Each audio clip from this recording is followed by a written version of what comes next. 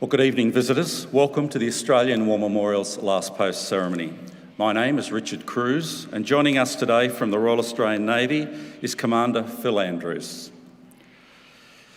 By June 1971, Australia had been involved in the Vietnam War for 9 years. With no end in sight to an unpopular war, the Australians, like the Americans, were reducing their forces as they prepared to pull out of Vietnam. The withdrawal would take time, and it would not be easy. Viet Cong and North Vietnamese Army forces began moving troops back into Phuoc Tuy province, luring the Australians into a large-scale ambush in order to inflict a heavy defeat and propaganda victory. Aware of the enemy movement, the Australian launched Operation Overlord, named after the 1944 invasion at Normandy, aimed at destroying the enemy forces and preventing them from interfering with the province's security and the Australians' withdrawal. 50 years ago today, on the 5th of June 1971, the Australians deployed by helicopter and armoured personnel carriers north to the province border of Phuoc Tuy, near the Courtenay rubber plantation. Operation Overlord was successful in driving the enemy from their bases in the area and thwarting plans for further insursions into Phuoc Tuy, at least temporarily. But the enemy force had not been destroyed. 10 Australians had been killed in action and 24 wounded. For their bravery under fire, 8 Australians were recognised with awards. Today, we remember those who took part in Operation Overlord. We pay our respects to the men and women commemorated on the Roll of Honour and to the survivors who returned home. We warmly welcome the family of Pilot Officer Ronald William Betts, whose story will be told shortly. We're honoured to acknowledge the veterans and their families who are in Canberra to commemorate the 50th anniversary of Operation Overlord and the Battle of Long Khan. And we also welcome the mates of Pilot Officer Ron Betts, 9 squadron veterans and current serving members, 3 RAR veterans and current serving members, and representatives from the Air Force Association. As always, we welcome the veterans who have served, those that are still serving, and the families that love and support them.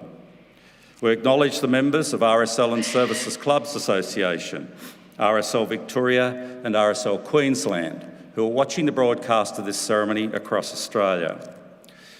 And during this evening's ceremony, wreaths will be laid at the base of the pool of reflection by family and visitors to the memorial.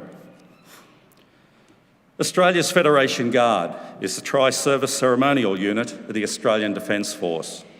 They provide a ceremonial presence at civil and military events and during visits to Australia by foreign dignitaries.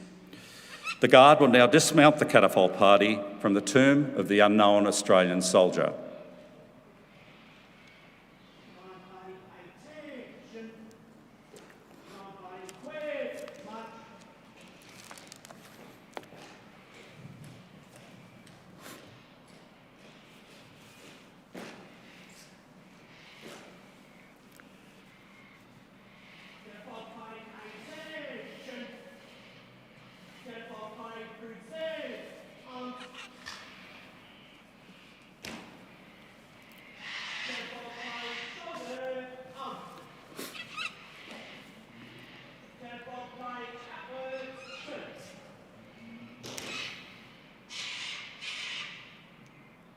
Catapult party, slow!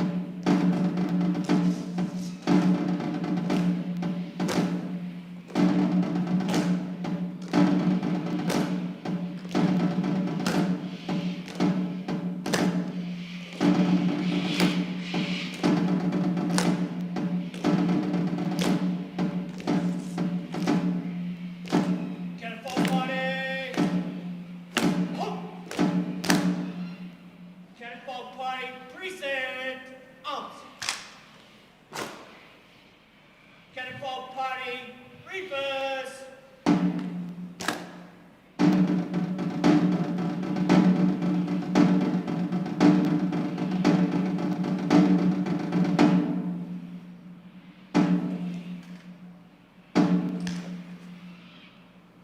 Catapult party, rest on.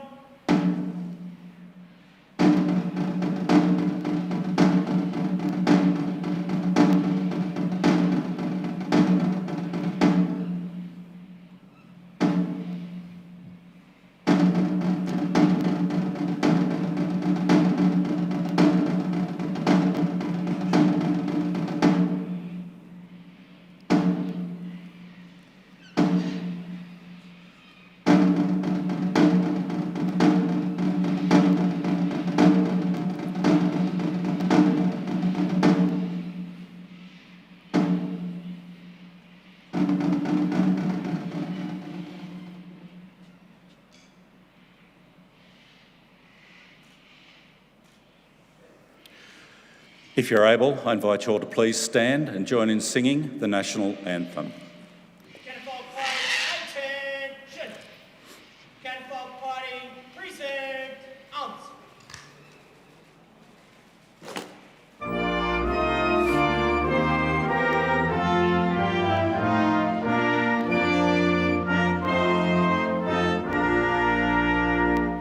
Australians, oh, let us rejoice, for we are one and free, with golden soil and wealth for toil. Our home is good by sea. Our land abounds in nature's gifts of beauty, rich and rare.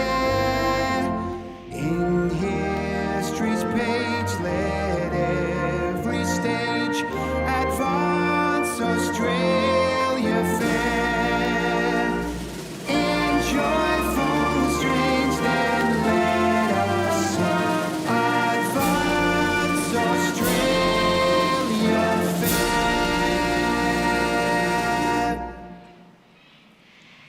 Catapult party, shoulder, out. Catapult party, order, out. If you're able, please be seated.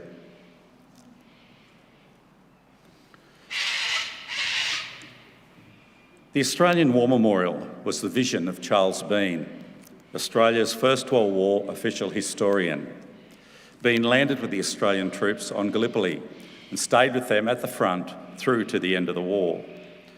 The idea of this national memorial and museum came to him at Pozières, France, in the depths of the bloody fighting of 1916.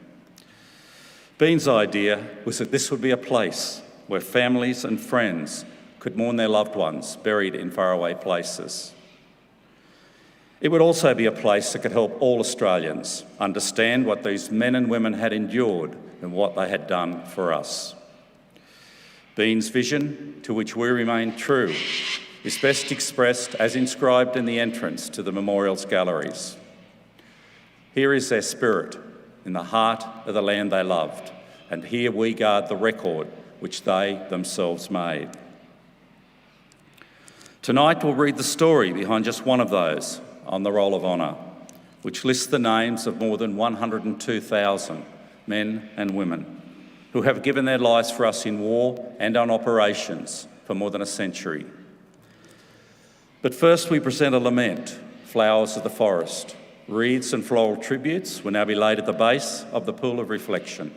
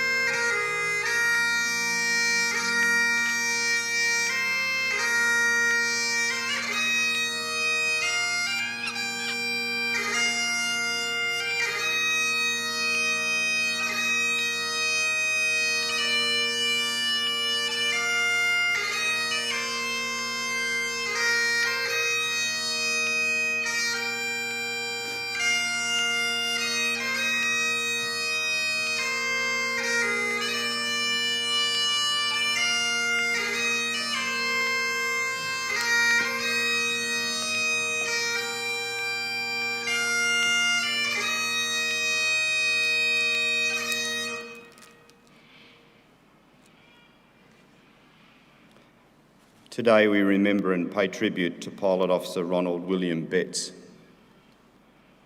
Ronald Betts was born in Launceston, Tasmania on the 1st of March 1947 to Manny and Jean Betts. Manny had served with the Royal Australian Air Force in New Guinea during the Second World War and then worked for Tasmanian Railways. A part-time jazz musician, his trio regularly played in Launceston. Ron's mother was an energetic and sporty and strict seven-day Adventist. Ron also had an elder sister and two younger sisters. In 1958, the family moved to Hobart. They settled in Moona, where Ron attended the Seventh-day Adventist school. His schoolwork dropped away as other interests grew. He was good at a number of sports, particularly swimming, and he quickly became good on the piano.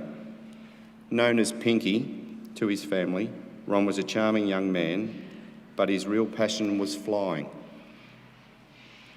Ron joined the Tasmanian Transport Department in 1963 as a junior clerk. He then attended Avondale College at Cooranbong in New South Wales and obtained his leaving certificate by the end of 1965. Ron returned to Launceston, where he and a school friend joined the local aero club and took flying lessons. The following year, Ron travelled to Papua and New Guinea with a friend whose uncle had lined up work for the pair. He became a clerk in the Department of Public Health in Port Moresby, and he continued flying. As his ambition was to join the Air Force and fly fighters, he applied to join the Royal Australian Air Force in mid-1967. By January the following year, he had been accepted. After attending No. 1 Flying Training School at Point Cook, Ron was transferred to No. 2 Flight Training School in Western Australia, where he began training in Vampire fighters. He qualified as a pilot in June 1969 and was transferred to No. 35 Operational Conversion Unit at RAF Williamstown, flying Sabres.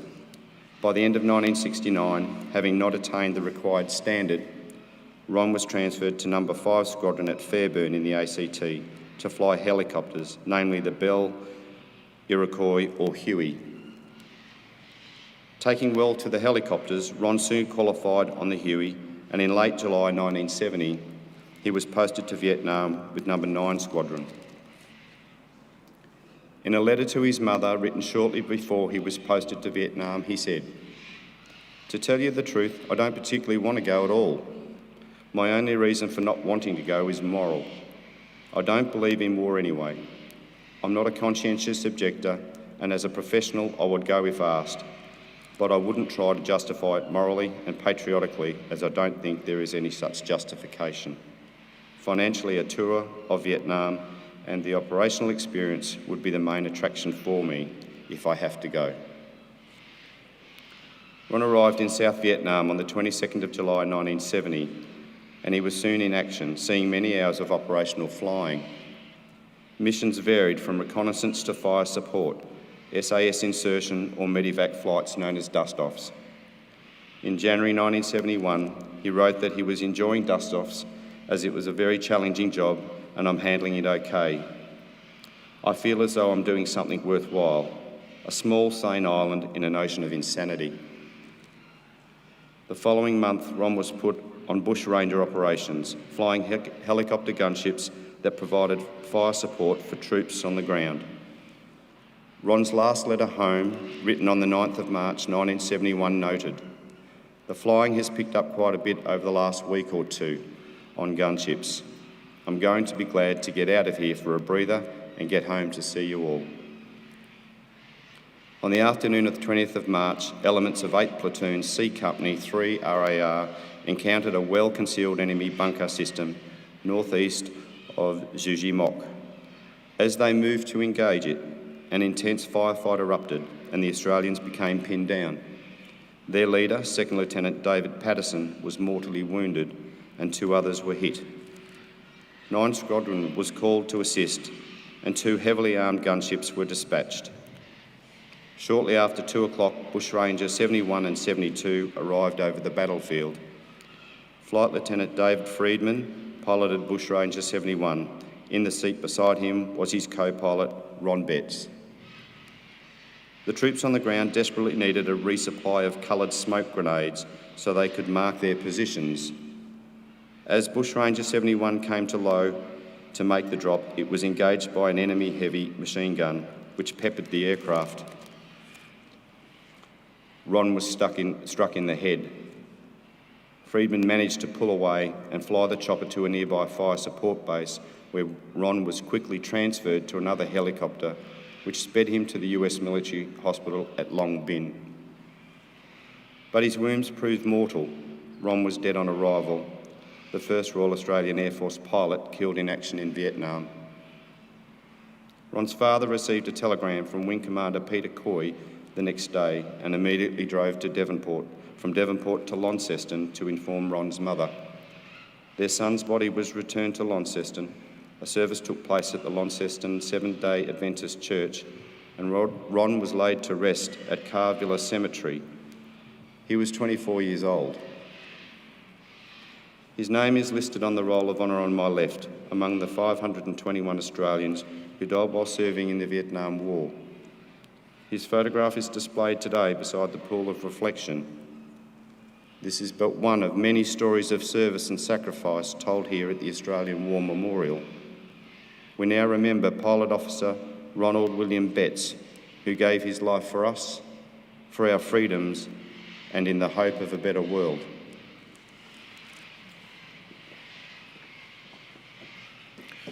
If you're able, please stand for the reading of the ode and the sounding of the last post.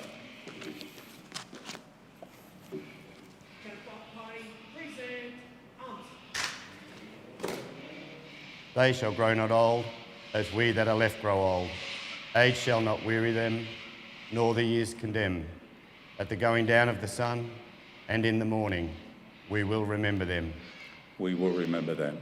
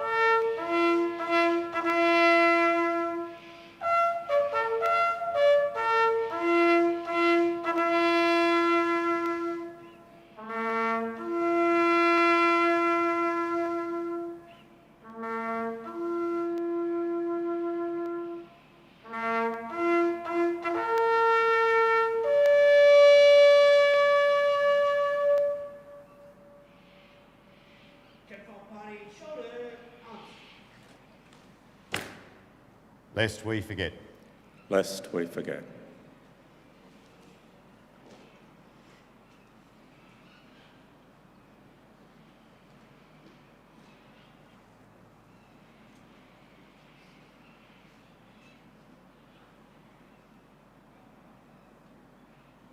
Jennifer Party, Edwards, 2. Jennifer Party, quick, march.